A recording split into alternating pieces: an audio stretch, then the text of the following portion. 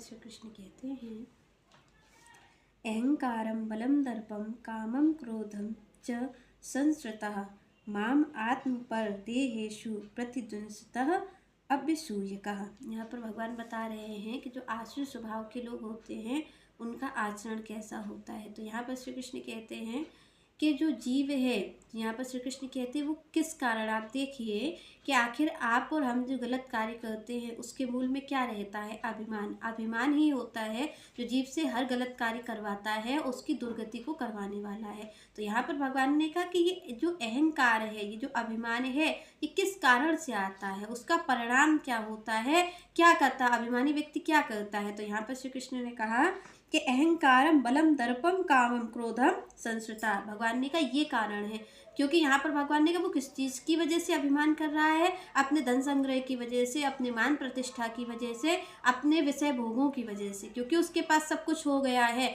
उसके पास धन भी हो गया है, उसके पास मान सम्मान भी अर्जित उसने कर लिया है।